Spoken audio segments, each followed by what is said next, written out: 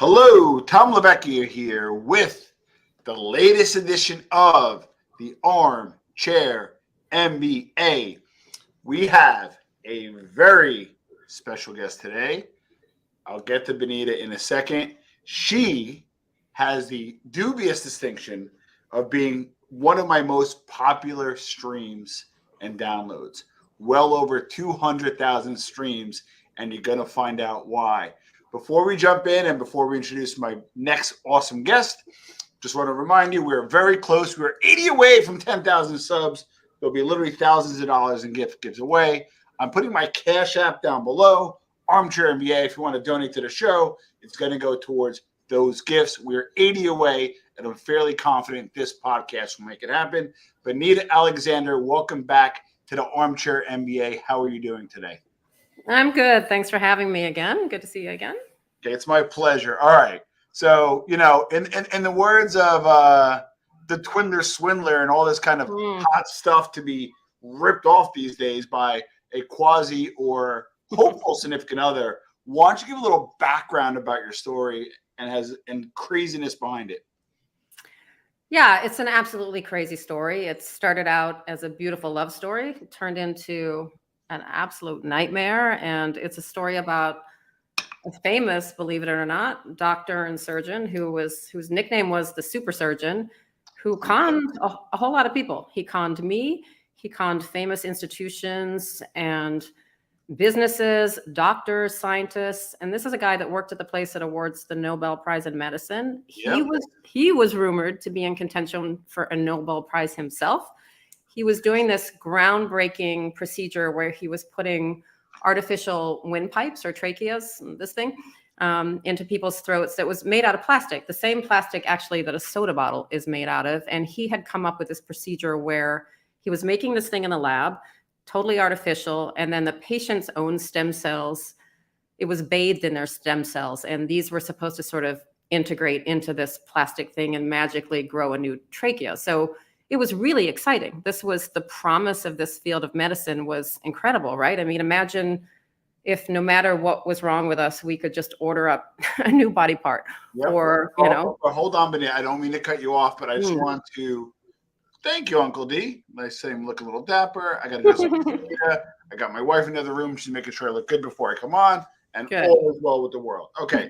So with that being said, though, it's literally a parallel story, just the medical side, that he was in a trachea and the stem cells were to help adoption into the body. And it was looked as a foreign object and turned out to be understudied, basically a scam. So clinically, people died because of this. That literally was him for his last hope. So anyway, I knew it was important, obviously, but I just want to give a little color to that, Benita. No, I mean, this thing, he's claiming that these stem cells magically grow into this thing and it's so exciting and it's a future of medicine. And he gets famous off of this thing. And he's giving hope to patients that literally have no other hope. It turns out this thing didn't work. He literally used people as human guinea pigs. I mean, it's so egregious and appalling. I can't, it's so disgusting.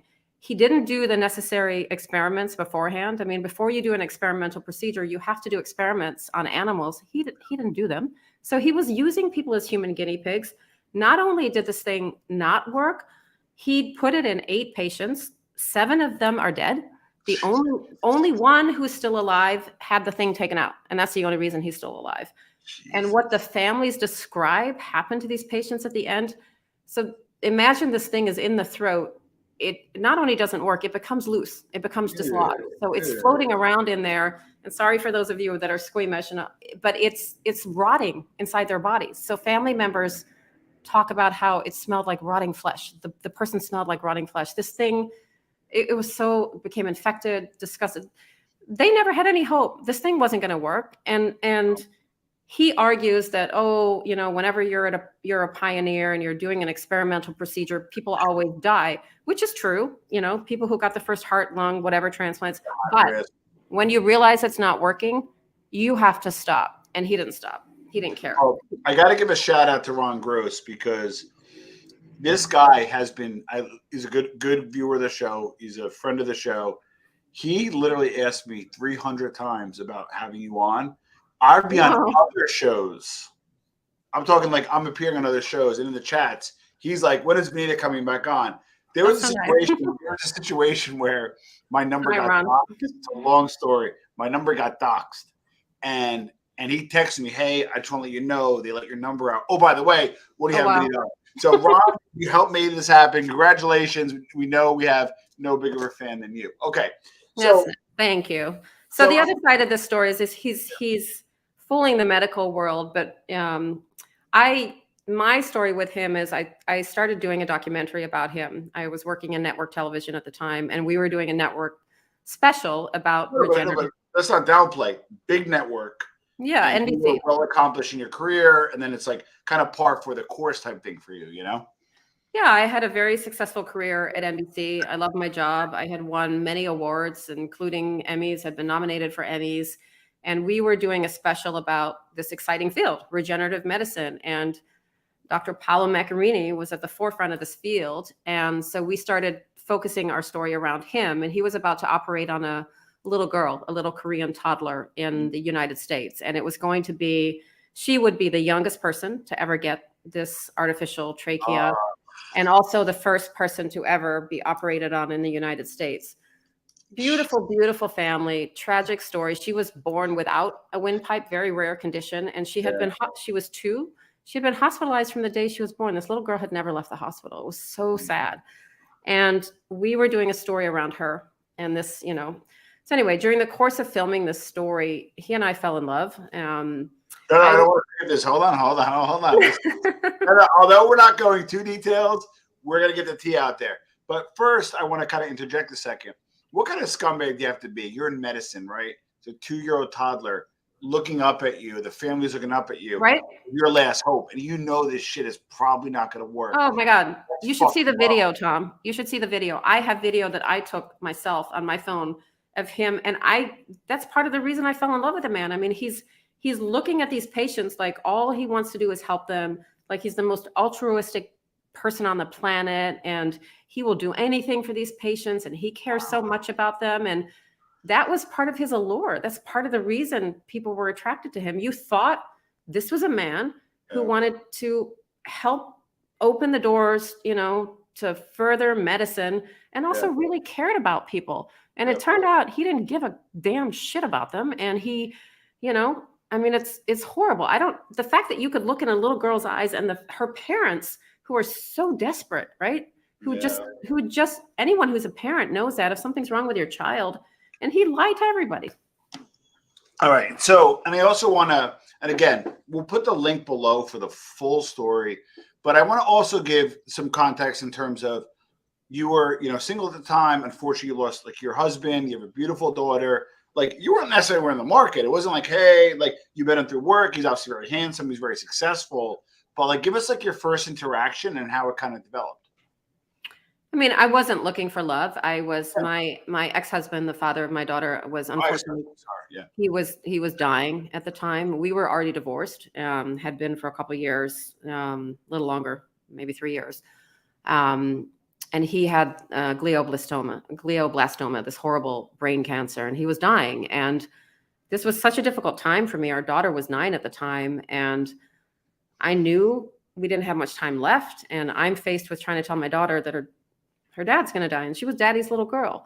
And I meet this surgeon, and as we're working on the story, we become friends. And I start asking him for advice and questions, because he's obviously dealt with people that die all the time. And he's telling me what to tell my daughter, how to tell her, giving me all this advice. And I thought this guy, wow, this guy really cares about this little girl that he never met. And that's how he kind of sucked me in. I mean, I was way more vulnerable in hindsight than I realized, and he kind of swoops in on his fake white horse and said that he was going to make everything better for me and my daughter.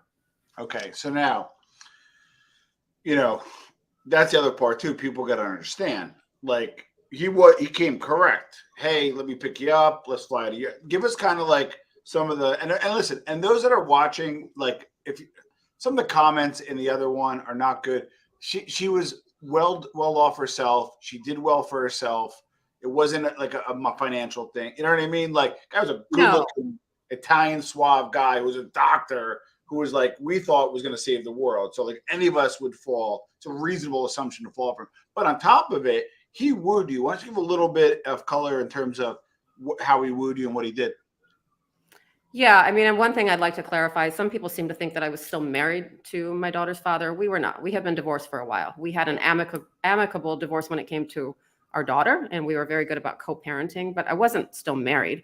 And I wasn't, like I said, I wasn't looking for love. I was very successful, had this great career. I was just all about taking care of my daughter. But I was obviously vulnerable. And this guy swoops in, and he's kind of like Mr. Perfect, right? He's this world-renowned doctor and surgeon.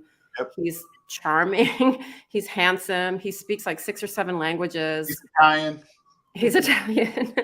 He's dresses beautifully. He's sophisticated. He's romantic as hell.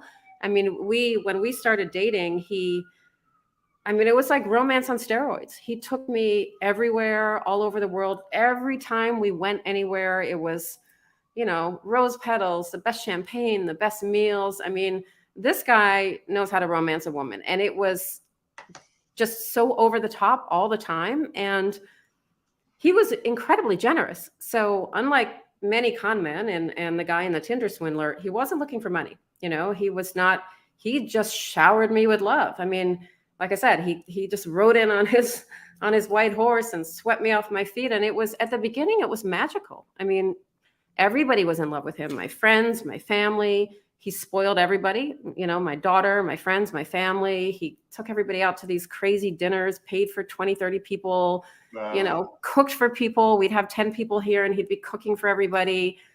There was just no reason to think that this guy was trying to con me. I can't even explain. My friends and my family were drooling every time I came home from a trip, wanting to know, what did he do to surprise you now? And they all said to me, you've renewed our faith in love. We want what you guys have. This is the most beautiful love story. We want that. So this guy, he was good. And you know what? It's tough being that couple, because then it's like you hold it to a higher standard. You have to kind of be perfect. And then when it's not, you're like, but oh my God, we're that couple. All right. So obviously the trips and all that kind of stuff. Walk us through like when it got serious. Did he pop on the engagement? Was it thrust upon you? What happened there, Benita? He proposed at Christmas, and given the over the top surprises that this man liked to do, and everything was so grandiose and lavish, the proposal was really touching. It was really beautifully simple, actually. It was just me, Paulo, and my daughter, and we were having Christmas right here in this apartment. And I was sitting on the couch right back there. And I had no idea this was coming. He gave me a box, which I just thought, was a gift. And I opened it, and it was an engagement ring. And it was a really touching, seemingly sincere proposal. It wasn't like a big, he went, this is how smooth he is, right? You would think in that world, you'd walk away with like a 6-carat rock. No, it actually was like sentimental and beautiful, the story behind it. What was the story behind it? I don't remember that part. Or was it a beautiful? He gave me this beautiful ring. He said it was handmade in Florence, and it was very, very expensive. He would later tell me that the ring was worth $100,000. Oh. And that it had been hand designed. It had all these little diamonds in it. And at the time, and this is another thing that people get wrong, he had told me from day one that he was still legally married. He had been separated from his wife for many, many years. And I knew that because he lived in Barcelona and she lived in Italy. They had 2 children who were in their late teens. And he said he had just never gotten divorced because it's Italy. It's difficult to get married and divorced in Italy. And he had just never had a reason to get divorced. But when he met me, in all fairness, it's kind of a plausible excuse. Anybody been to Italy, to do anything, it takes 6 months just to even get it, So hearing that, listen, I'll be honest. When I interviewed you, I always look for okay, hey, what part of it's reasonable, what's not. That makes sense to me. But anyway. Well, and he just said, and he had the house in Barcelona for years, and there was a record of that. There wasn't, I knew that. Now you would stay there with him, or you? Well, so this is the thing. He tells me that now that he's met me, he's going to file for divorce, which he does I think, or he tells me almost immediately. Yeah. We were together for 2 years. During the course of our 2-year relationship, this was not a fly-by-night scam. This was, he was vested in this. And anyone that spent time with us will tell you that that man was crazy about me. So go figure. But he flew me all over the world, beautiful trips all over the world. I never went to his house in Barcelona. Every single time we were supposed to go, the trip got canceled at the last minute because he had an emergency surgery. I mean, I was on the way to the airport one time and this happened. And before we were supposed to get married, and our engagement lasted for a while because we had to wait for his divorce to go through. And we didn't actually tell people or start planning until he told me his divorce had gone through. But towards the end, we were arguing a lot because I said, who marries a man without seeing and I quit my job. That was the killer. He let me quit my big network television job that I loved. I pulled my daughter out of her very hard to get into private school because I thought the three of us were riding off into the sunset and we were moving to his house in Barcelona after the wedding. That's what he told us. Yikes. But we started arguing because I'd never seen this house. And I said, nobody marries somebody without, seeing the house. I'm not moving my daughter halfway across the world without having her see where she's going to live. Correct. So that was a red flag at the end, but that was at the very end. Hold on. The Truth is a great viewer of the show, subscriber, friend, if you will. What was the initial, was that it? Or what was like the initial red flag at that time? In retrospect, it was like, either you call it or not, but what was the initial red flag that came up? That was the first thing. And I wouldn't really say it was a red flag. It was just, I call it a pink flag. If it's it became a source of contention. And I knew something, I think at that point I knew something wasn't right. But this is now we're months before the wedding. And this had gone so far that at that point, it just never even occurred to me that he was lying about everything. Okay, so real quick, you guys are going to love this. This is why Benita's here. You can't believe this shit. Like, I can't wait for a book to come out. Mm-hmm. Let's go through the plan for the wedding. Ron Gross, put your seatbelt on, buddy. What was the plan for the wedding? So he wanted this big Italian Catholic wedding because he's Catholic. I'm not Catholic. Yeah. And he wanted to get married in Italy near Florence or Tuscany where his mother lives. And I said, well, how's that going to happen? We're both divorcees, or so I thought. Right. Yeah. And he said, well, I'm going to figure it out. I'm going to go and talk to the priest. And his other big thing about the wedding, because I had gotten a new job at NBC and I was crazy busy. He said, look, I'm going to plan the wedding. It's Italy. I know Italy. You don't. I want to surprise you with everything. And I don't want you to ask me any questions. I just want the date. I want you to take care of the invitations and get your dress. The only thing, Benita, is my wife's in the other room. I think hopefully she's watching. We're actually, I don't want to say too much, but we might get married out of the country. Like, we got married civilly, but we're going to get married outside the country. And there's a snowball chance in hell she's not going to know every detail. So just give us how you reconciled, okay, you know what? I trust you versus, hey, I need to know what's cooking. Honestly, it was difficult. I mean, I'm a producer. I'm kind of a control freak, to be honest. And I like producing. I like organizing. Yeah. I'm always throwing parties. Yeah. And I resisted it at first. I said, what woman doesn't want to plan her own wedding?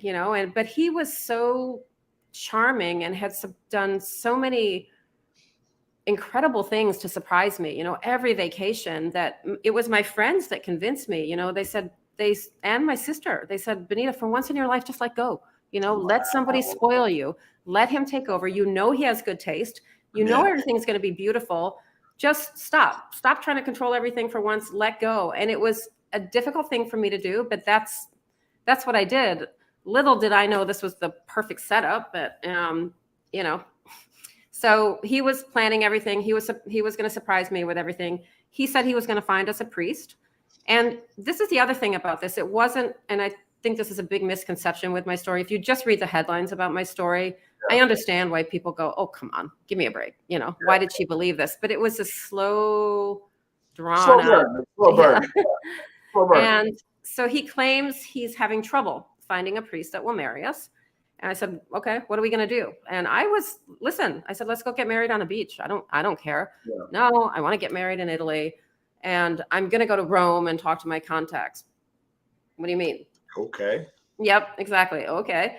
I said, who? And he said he had contacts at the Vatican because he had done work at the Vatican. This actually made sense. He's a leading cardiothoracic surgeon. He's Italian. Yeah. And he said he had done work on the previous pope who died, who actually had a tracheotomy at the end. So that made perfect sense. And then he told me that he was very secretive about it. He said that he was Pope Francis's private personal doctor.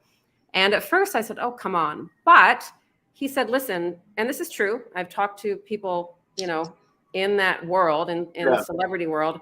Celebrities and dignitaries and world leaders do have private doctors, and because they don't want everybody to know everything about them. Right. Not sitting in a clinic waiting in the lobby like in a Time magazine. No, I agree. Right. So he said he had been, Pope Francis's private personal doctor, or one of, for many years. And so he goes to this meeting at the Vatican. He actually didn't even tell me he was meeting with the Pope. He just said he was going to the Vatican. And he calls me after this meeting and he said, I have great news. They're going to help us. And I thought he meant they're going to help give us a priest to marry us. Yeah. And he's like, you need to sit down because Pope Francis offered to marry us himself. And I'm like, oh, come on, you BS. I called BS on him. I said, the Pope doesn't marry people. I actually hung up on him. I thought he was just being silly. But then I Googled it. I typed into the computer, does the Pope marry people? And the Pope does marry people sometimes. It doesn't happen often, but it does happen. And he had just married 20 couples in the Vatican who were supposedly living in sin. And this is a Pope that wanted to open the doors of the Catholic Church, right? To divorcees, gays, all these people. So he convinces me that the Pope wants to do him a favor because he's done all this work for the Vatican, and at the Vatican wants to thank him. And also, and this is interesting, that we were being given a chance to help other Catholics and to help move the church forward. And so it became not even about a wedding. It was as if this was an obligation, and that I was being given an opportunity to help open the doors, of the church. Just in this, he compared it to what he was doing in medicine. In the same way that he was helping people with his medical work, we as a couple now had a chance and an obligation, to help open the doors of the Catholic Church. So it took him a few days to convince me, but he made it so believable. And I felt almost like I had to do it. And it's crazy. It's crazy in hindsight to even think about it. It was overwhelming. And then, of course, very conveniently, because it's the Pope, and I was the one saying, do you understand, if the Pope marries two civilian divorcees in the church, you do understand how news-breaking this is, right? This is huge news. I work in news. And given the surgeon's pedigree, and you being come on, US, groundbreaking, head spinning. And so because of that, he said it had to be kept very secret and very quiet. We couldn't tell anybody, to the point that people involved in the wedding planning, this is how far he let this thing go. The guy that designed my dress, the people that made the invitations, they had to sign non-disclosure agreements. You had to go to a wedding? Interesting. Well, because they knew the guest list. They knew it was the Pope, and they knew. I mean, he took this. Oh, no, it gets better. There were some heavyweights that were supposed to come. If you could share some of those names. Oh, so because the Pope is married, so as if that's not big enough, right? The Pope's marrying us. But now because the Pope is marrying us, and this will be such a big ordeal and such history making and groundbreaking, every month or every 2 weeks, he would tell me about someone else famous that was coming to the wedding. It started with Andrea Bocelli was going to be singing in the church because his mother is friends with Andrea Bocelli's mother, you see. And then it was Elton John, John Legend, and then all these world leaders, the Obamas, the Clintons, the Sarkozys from France. It was nuts. And it's supposedly... Okay, but hold on, it gets better. You happened to be at a function.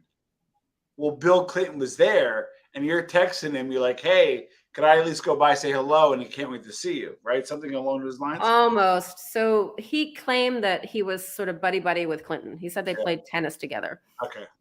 And I don't know why he picked Clinton, but he aligned himself with Clinton. And he said they were good friends. And maybe it was the rebellious bad boy thing. I'm not sure. Yeah. And I kept saying, well, listen, the Clintons are right here in New York. I want to meet him. If he's going to be at the wedding, and he was supposed to be giving the speech introducing our wedding dance, I said, I want to meet him. I don't want to meet him at the wedding. Oh yeah, I'm going to set it up. Yeah. Oh. So there's a weekend. He comes to New York and he says that we are going to meet Bill, and it gets canceled at the last minute. And he said, oh, they must be busy. So a dear friend of mine who was coming to the wedding, who knew the details, is at this little restaurant in upstate New York. And she texted me and she said, you're not going to believe this. The Clintons are sitting on the other side of the room. She's like, can I go and talk to him about the wedding? And so I come running in here. He was sitting right where I'm sitting right now. And I said, you're not going to believe this. Lauren is at the place where the Pope is, where the Clintons are. And she wants to go and talk to them. And he said, oh, I don't think she should do that. Let me text him. So he picks up his phone right here and he's texting as if he's texting Clinton and reading to me, oh, he's out of network. He's not available, right? Unbelievable, this guy. So at this point, like I said, I call them pink flags. Like, hey, nothing to deal break, but you're just like, run it by your friends or see what's going on and that kind of stuff, right? Now, I do want to spend a second on, he was an accomplished surgeon, though. Like, he was legit in terms of that's the thing. That's the thing. And that's why he was called the super surgeon. Yeah. I had been in the operating room and videotaped, surgeries that he'd done.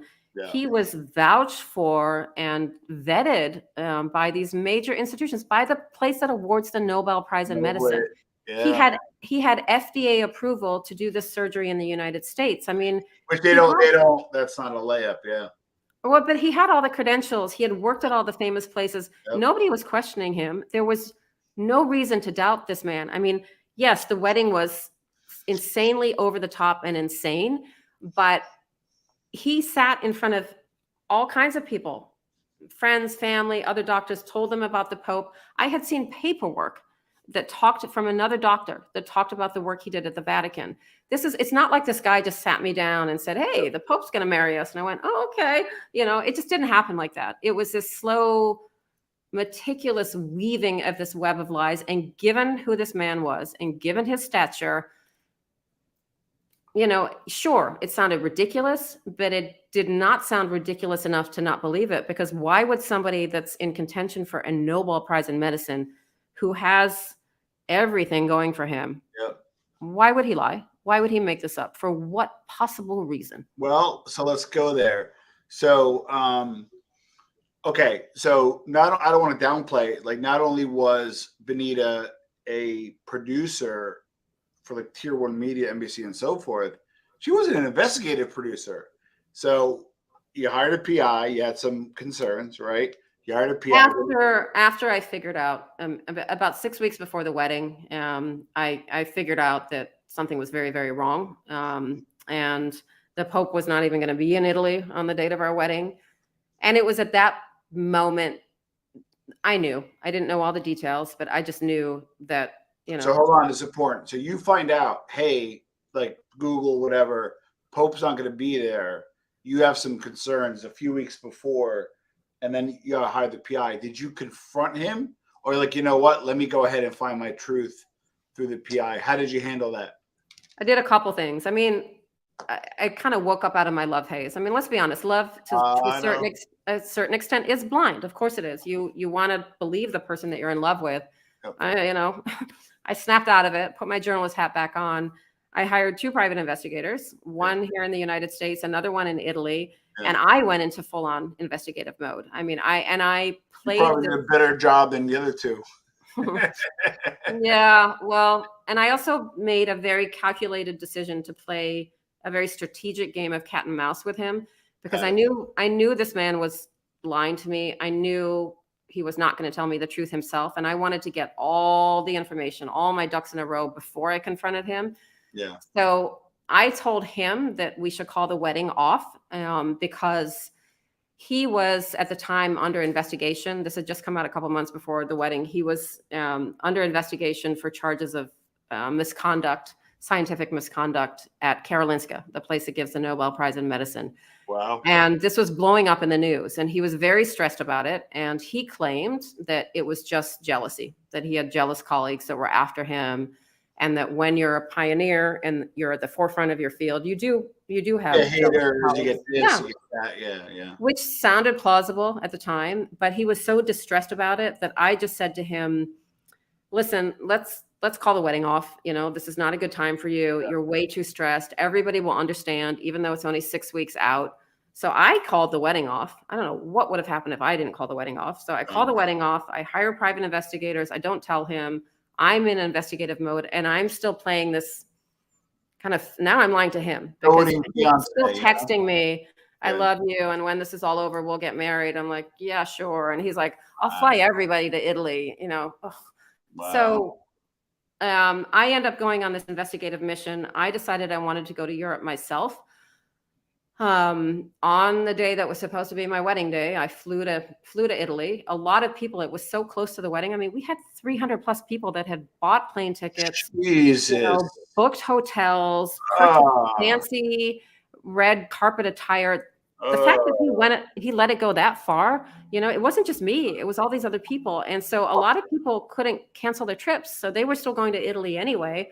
So I met up with some friends in Italy, and I decided, from day one, I decided I was not going to let this man take me down. And so the trip. So you went to Barcelona, right? This is a Barcelona trip?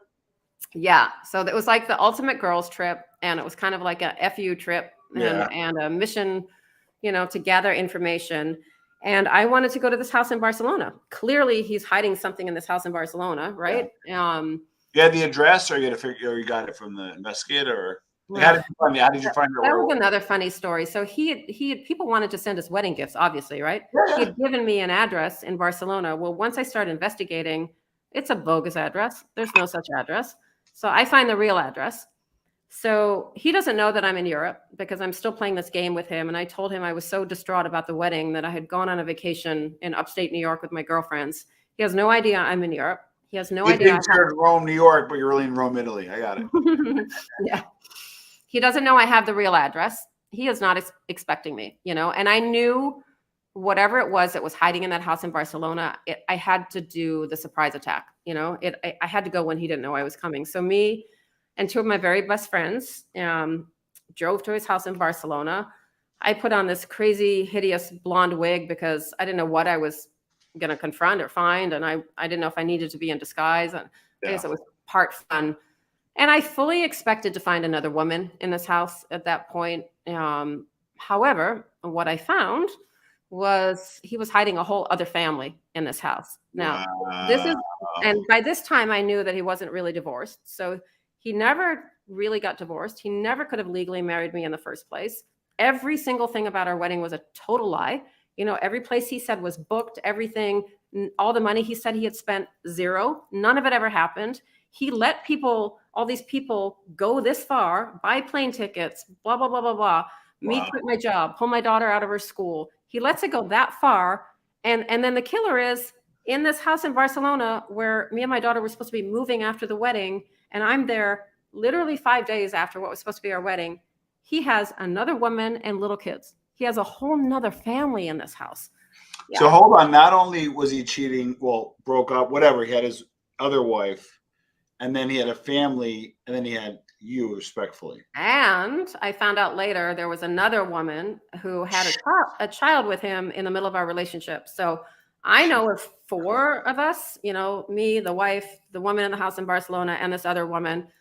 He tells the world he has 2 kids. I know of 5.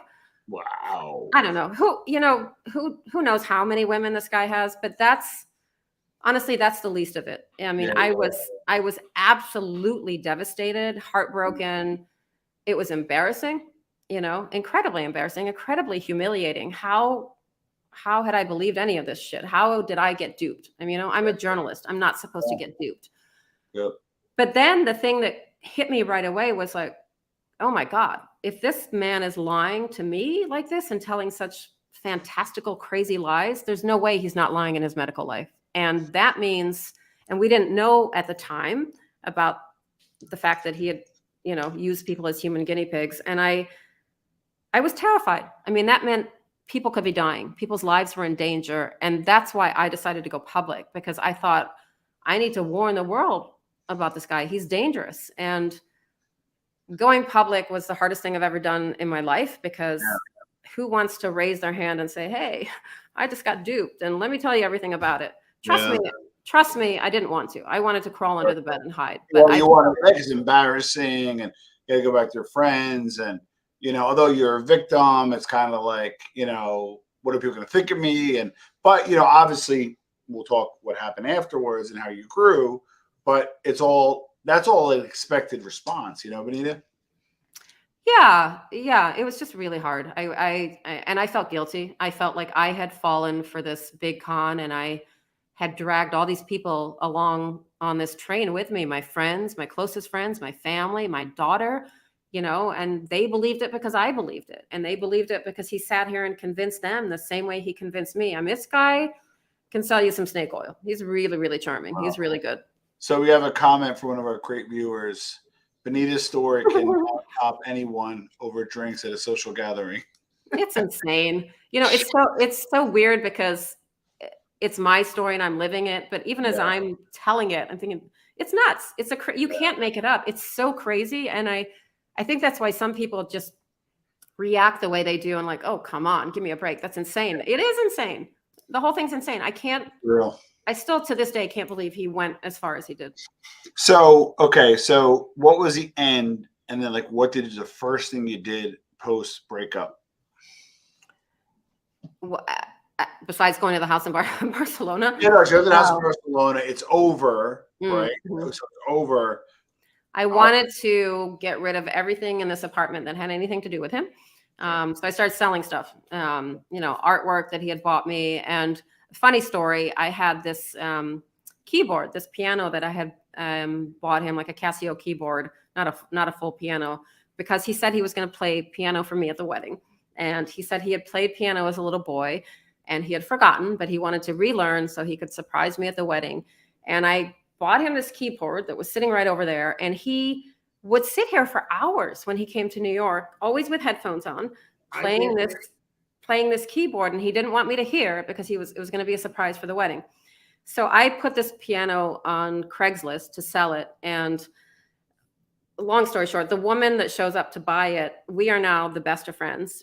I'm actually the godmother to her little daughter, who's just 9 months old now.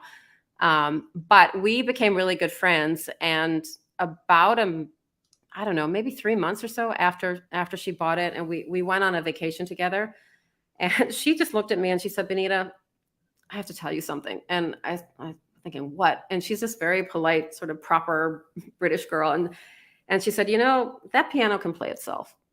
And wow. I said, what the hell do you mean it can play itself? So I went back and I looked at a video clip. I had come around the corner here and videotaped him playing the piano when he didn't know. And I had never paid attention before. I look at the video clip and there he is playing the piano.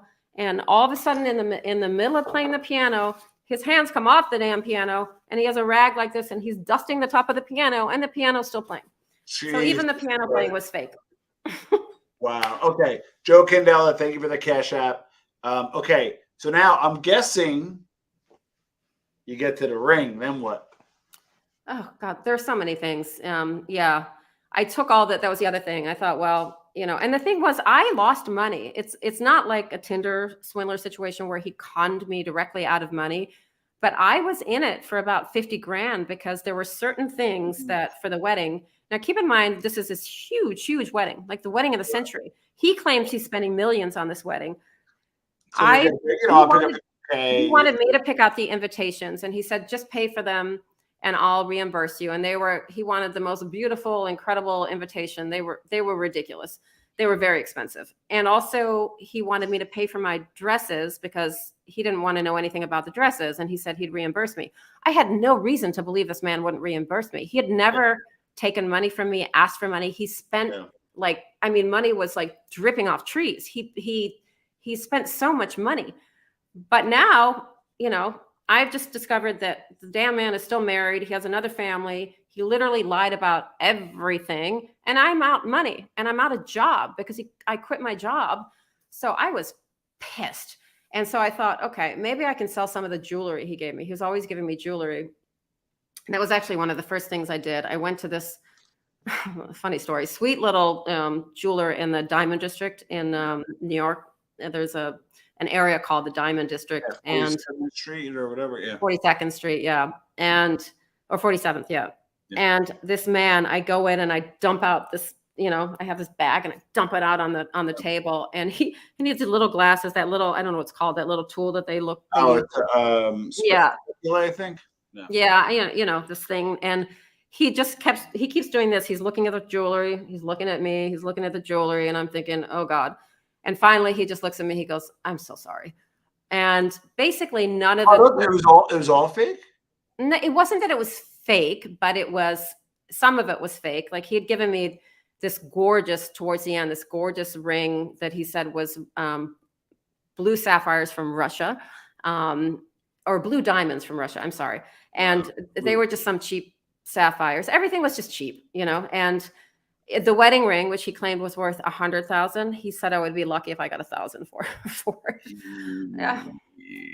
So like costume jewelry or whatever. But one part though is he was making a lot of money, but obviously looks like he had a lot of financial commitments. So here's what was true. He is a real doctor, which is also one of the tragic things about this, because according to everybody that's worked with him, he's a very talented surgeon, a very good surgeon. So why the hell he's lying about everything, I have no idea. Why would you? It makes no sense. Everything else was a lie, but he is a good doctor. The money thing, I'm not sure about. He had plenty of money. He paid for everything, but of course, once I called him out, once I confronted him, which after I went to the house in Barcelona, I confronted him with all the lies over text. And I'm telling him, you got to pay me back. You owe me money. These dresses, the invitations. Now all of a sudden he's broke. He cried broke. Yeah, now he can't pay me any money. And I kind of wonder in hindsight where the money was coming from. I'm not sure he was as wealthy as he proclaimed to be. He often he often paid for things with a Russian credit card. He was doing a clinical trial in Russia, and they had given him a lot of money. So now I wonder, did the Russian government pay for our vacations? Did he? I don't know. I don't even know. Wow. All right. So obviously your world just crumbles. And for those watching, we've all kind of had that situation where we have like a life-altering event, a negative life-altering event. What's the first thing you did? Other than selling all his stuff. I'm saying after you sold the stuff, and then it's the first it's thing over. I did was, you don't contact him, no contact. No, the first thing I did was make the decision to go public. Good for you. It was very difficult. But I just felt like at the time I thought I might be the only person that had the means to do it and the information to do it. And I wanted to warn them. One of the first things I did was write a letter to Karolinska, where he worked in Sweden, the place that gives the Nobel Prize in Medicine. I said, your super surgeon is not who you think he is. I don't know what else he's done. And then it came out, I go public. And then at the very same time I went public, a scathing documentary comes out in Sweden about all the medical stuff. So it was a sort of a two-sided attack. Double whammy, double whammy. And then it took a little while, but then everything just fell apart. He got fired, obviously, from Karolinska. There were criminal charges filed against him. And this was embarrassing for so many people. So many people had believed this man. You're talking, famous people, institutions. People on the Nobel Prize Committee stepped down in shame. People on the Nobel Prize Committee got fired. People at Karolinska got fired. This was a huge, huge scandal. This guy, it wasn't just me, he fooled so many people. Yeah. Wow. Now, let's kind of do, and that's part of the reason why I wanted to get together today, kind of like a year later from our interview. Where is he now? What is he doing as far as you know? He is facing trial. His trial begins on his trial begins April 27th in Sweden. What happened was the first time they brought charges against him in Sweden, they ended up dropping the charges. They didn't have enough evidence to go forward, and which was really disappointing. And he kind of disappeared. He's kept a low profile. Nobody really knows where he's been. He certainly has avoided the media. But he's still a doctor. He can still practice medicine. And so finally, Sweden, this was really embarrassing for Sweden. This was such a blemish on Karolinska, on Sweden, on their country, all these people that got fooled. And they kind of went back at it. And I think it was about a year and a half ago, they introduced new charges against him of aggravated assault for the deaths of 3 of the patients, which were the 3 that were operated on in Sweden. Serious. So his trial starts April 27th in Sweden. I'm going to the trial. I was going to say. Yeah, no, I'm going. And we'll see. We'll see what happens. Are you going to hold up a sign, hang them? No, I'm just kidding. Somebody, my friend was joking the other day because the trial's expected to last almost a month. And I was talking about logistics because my daughter's now at college and you can see him. We have this dog who's asleep on the couch behind me. Yeah. And my friend says, well, why don't you bring the dog with me? I'm like, give me a break. That dog's a pain in the butt. Plus, how are you going to put a dog that big? She's like, no, it's a pit bull mix. She's like, I want you to take him in the courtroom and just put him on pal. It's funny, but I got to welcome Slug. Slug is from another chat. Thank you for being here. Pivot. Wow, you must used to watch the show, so thank you for being here. All right. This is kind of like, this isn't small stuff. Okay, so now you convalesce, you go public, and you weren't on like just New Theory podcast and bullshit. You like walk through the media and then the media. There's been so much. It started so the wedding was supposed to be July 11th, 2015. I first went public in January of 2016 it was a big article in Vanity Fair. Then in 2018, I produced my own documentary called He Lied About Everything for Investigation Discovery. And since then, it's been, I was on Dr. Oz multiple times. 2020 did a 2-hour special on it. Whoopi Goldberg did a special for ABC called The Con. It was the first episode of a series called The Con. The Dr. Death podcast, which is a very successful podcast. It was just the 3rd season of the Dr. Death podcast. I was just on Forbidden Fruits, which is a podcast that Julia Fox, Kanye's ex-girlfriend Julia Fox, has with her co-host Nikki. Wait, you were on with Julia Fox? Mm-hmm, yeah. How'd that go? It was good. It was great. They were lovely. That came out maybe a couple of weeks ago around Valentine's Day. She's like way hot right now because of the Kanye thing. So that's years and eyes. They were lovely. She and her co-host Nikki are just incredibly supportive. Of women who are survivors and women who take a stand. But so how was the media attention? How was the viewers?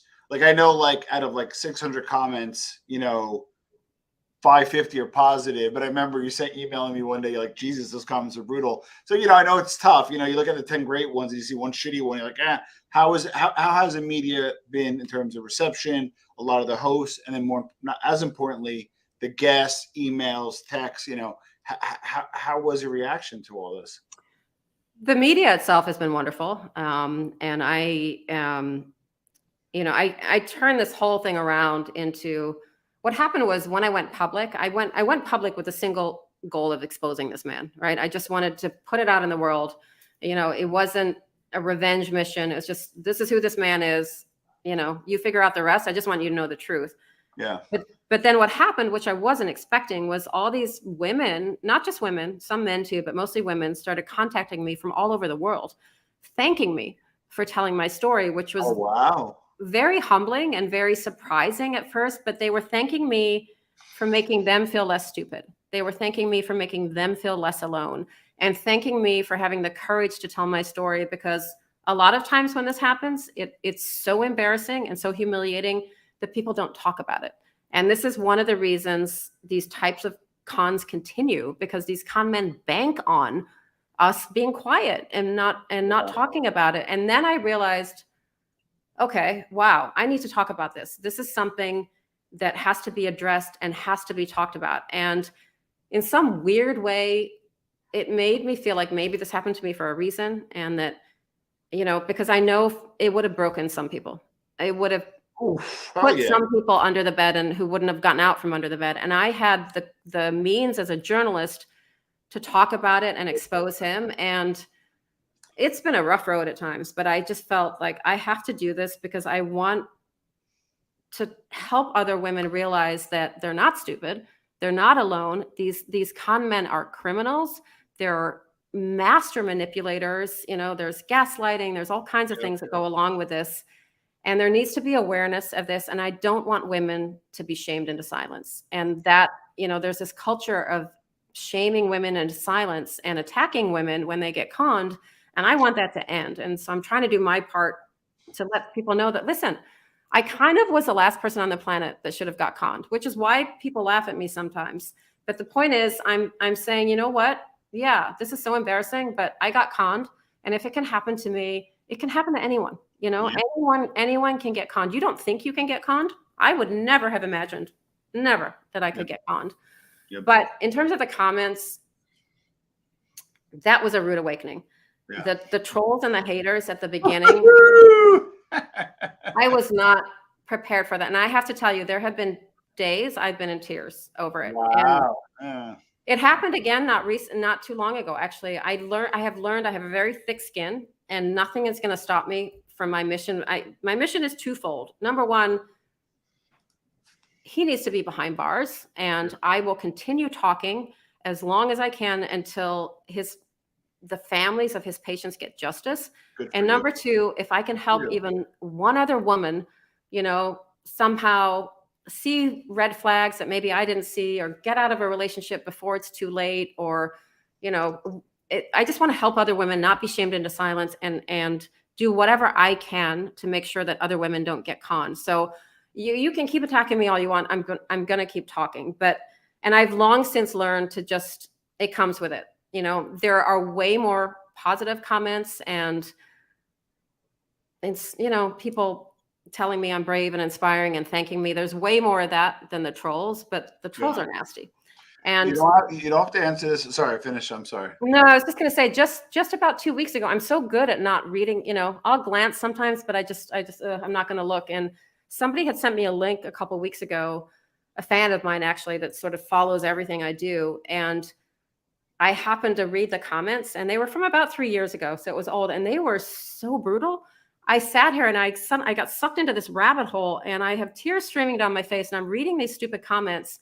And I just had a moment like, why am I doing any of this? Why am I? And I called my girlfriends, and they're like, stop, but the comments, it's attacking my personal appearance sometimes, attacking, you name it, calling me stupid, whatever. But that part of it bothers me. I'm here to help people and stop a man who is killing people. I don't care what I look like. I don't care if you don't like whatever, my makeup, my hair, my whatever. I don't care if I have a bag over my head. That's not the point. And if that's what you take away from me telling my story, that's actually really sad, because I'm not the bad guy here. I'm not the con man. I'm just trying to blow the whistle. And to attack the person who's been victimized by something like this is really sad. Well, you do have a question. You don't have to answer if you don't want. Have you, maybe none of our business, but have you found love and happiness?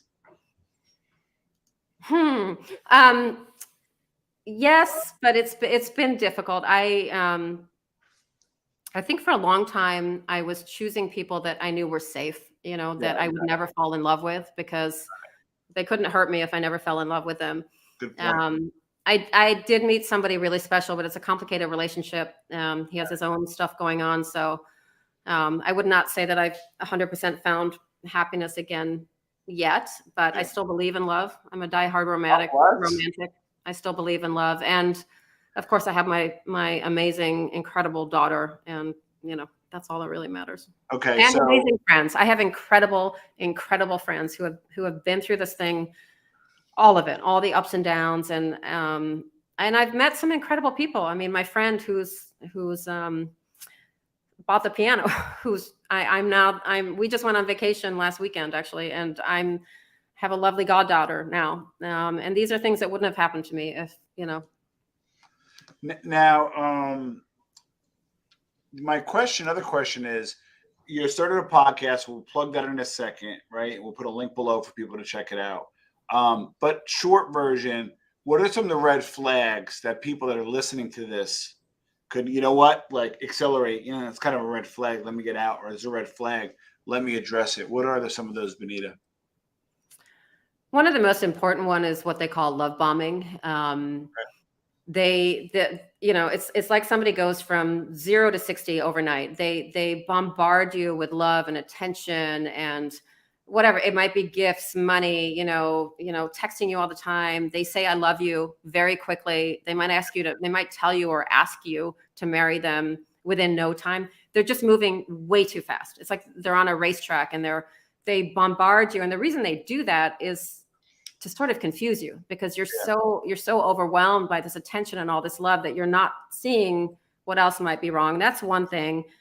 Another hugely important thing, which I am guilty of, is, and I tell women this all the time, you have to see the place where the person you're dating lives. You have to meet his friends, and you have to see the place where this person lives.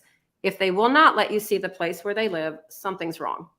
No, wow. Just no question. But, those are two of the big ones. And then the other thing is, I like to call it the king of catastrophic excuses. They always have the big excuses, not small. Yeah, they cancel things at the last minute, and every time they do, it's something absolutely catastrophic, right?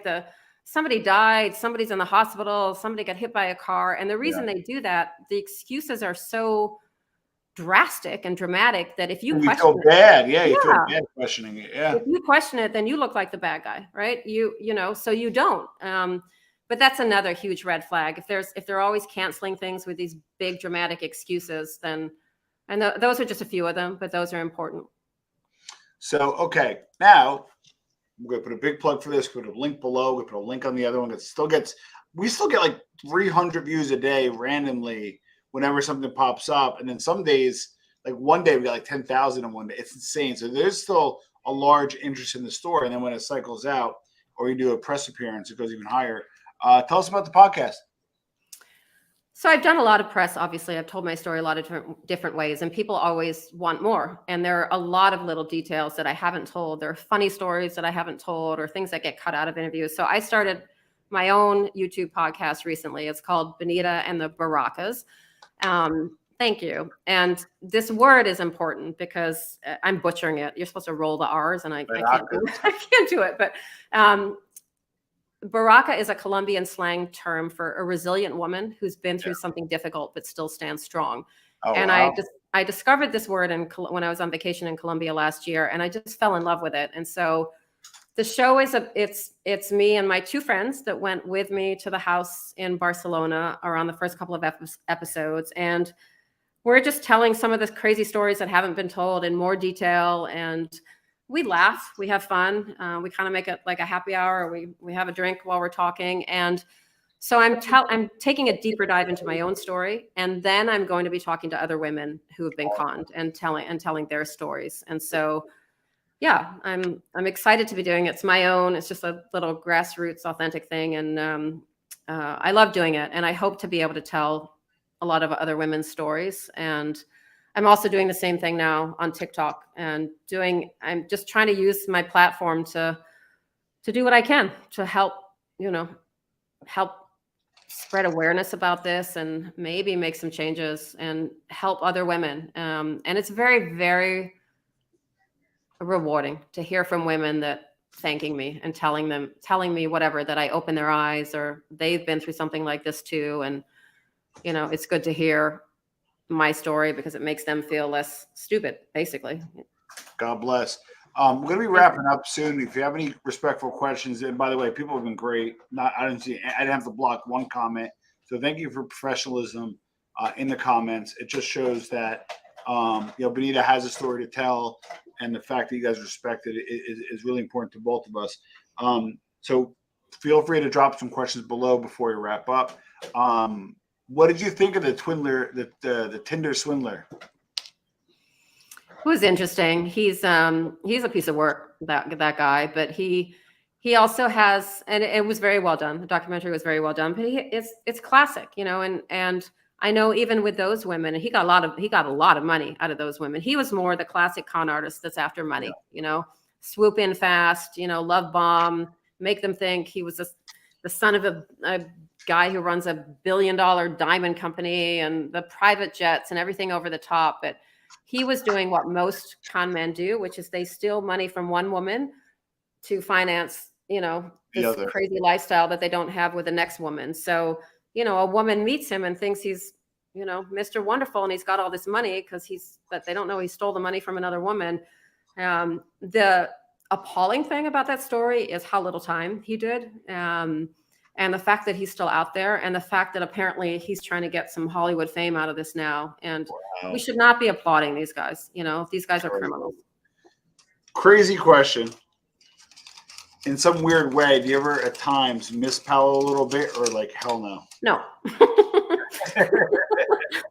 You never know. You know? No, you know, and I will tell you, I miss my ex-husband all the time, who oh wow. All the time. And I have very fond memories of him, even though our marriage, you know, fell apart. And but I have never spent one day missing Paolo. And part of that is because the man that I thought I was in love with didn't exist. You know, he's like an optical illusion. He wasn't real. And also I'm so angry and so furious about the lies he told and the fact that he lied to my daughter. You know, I can never get over that. You saunter into our lives on your fake white horse and you lie to a little girl whose dad is dying of brain cancer. I mean, her dad died right before Paolo and I started dating. You sit in front of a 9-year-old girl who just lost her dad and lie to her. I'm sorry. That makes you, I don't even know what word to use, but that's. Well, you know what? It's like, with all due, I'm not knocking anybody, and if they were single, it still hurt. But like, if you're single, you got a few good trips, or you got to know somebody. Sorry, a little bit of a accident with the little one. Oh no. But she's okay. I hope she's okay, babe. Okay, make sure she's okay. We work from home. Yep. So it's just kind of like, you know what? Like, she has a kid and they just suffered loss. You know, so that just makes it like so much worse. Benita, thank you so much for being here today. We're going to put a link to the show. We're going to put a link on the other show to your new show. Thank you. And, you know we keep in touch. We know we'll have you back. And you know what? The truth of the matter is I've always thinking about you. I knew when I first talked to you, when I was hearing it the first time, I knew you'd be okay, but it's great. You're doing great. And to be honest with you, in a weird sort of way, maybe God had a certain path for you. You're on that path. And maybe you might have felt a lot of pain, but I think you're going to save thousands of women and men from heartache. I hope so. Because of your message. Yeah, I hope so. I mean, that makes it worth it. And like I said, I'm not going to stop talking about this. So I love it. So listen, just give us some points of reference. True Lies 2020. Even if you type in "he lied about everything" on YouTube or back channel, the original. Yeah, he lied about everything's on Amazon Prime. You can find. He lied about everything and True Lies on Hulu.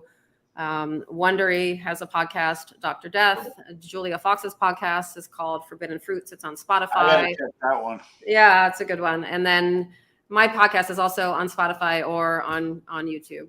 And also my TikTok channel, which I've just started. You can find a lot going on there too. You got 2.5 million views off of one post. 3 million. God bless. So again, thank you again, and thank you for being on the Armchair MBA. Thanks so much for having me. Have a nice.